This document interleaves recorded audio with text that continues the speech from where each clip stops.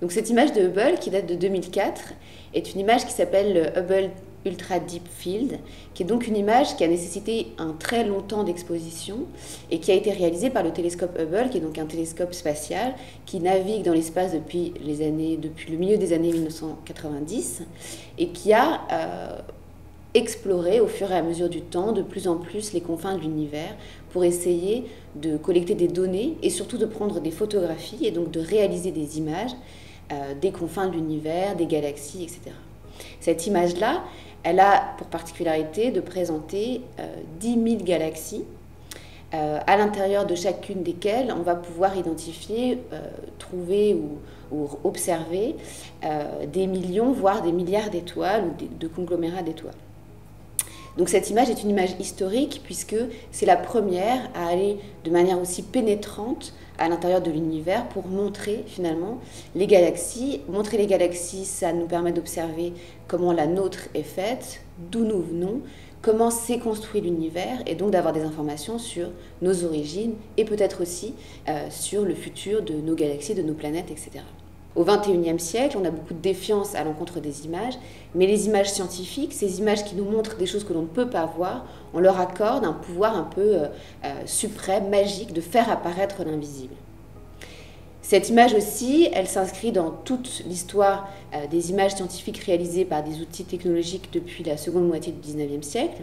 et qui déverse, inonde le monde occidental d'un certain nombre d'images. Il y a eu la bille bleue, il y a eu la première image de la Terre vue depuis l'orbite lunaire, le Pale Blue Dot, il y a eu aussi les premières images des robots sur Mars, tout cet ensemble d'images qui vient nous dire voilà ce que vous ne pouvez pas voir, mais voilà ce qu'une image peut vous montrer et rendre visible. Et pourtant, cette image, elle nous montre à la fois une vue qui est objective, puisqu'elle est réalisée par des outils technologiques qui rentrent dans cette dans cette histoire de l'image objective,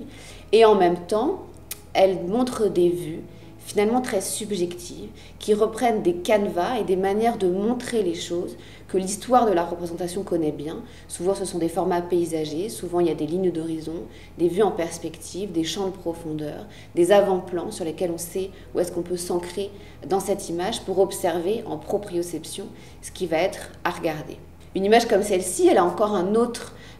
intérêt si on la regarde dans l'histoire du XXe siècle, puisque l'histoire du XXe siècle, c'est aussi l'histoire de l'abstraction, et l'abstraction est liée aux découvertes savantes. On peut penser à Kandinsky, qui finalement faisait des toiles qu'il considérait comme étant des cosmos, en fait, en elles-mêmes. On peut penser aussi à Paul Klee, et cette idée finalement que quand on se confronte aux images scientifiques, on est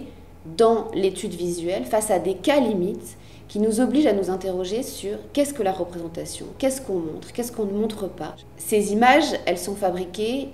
aussi pour garantir ou pour offrir des visuels à ceux qui ne connaissent pas. Elles sont faites pour expliquer ce que les grandes institutions publiques font dans l'exploration de l'univers et de l'astrophysique. Et cette image, d'une certaine façon, on peut aussi s'amuser à naviguer dedans, comme si on était dans un vaisseau spatial, comme si on était dans une espèce de véhicule cognitif, comme si on rejouait ces films, le grand zoom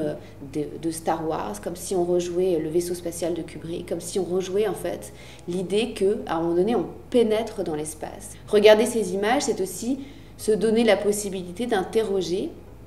encore une fois, par qui elles sont faites, à qui elles s'adressent, qu'est-ce qu'elles disent de la société qui les reçoit.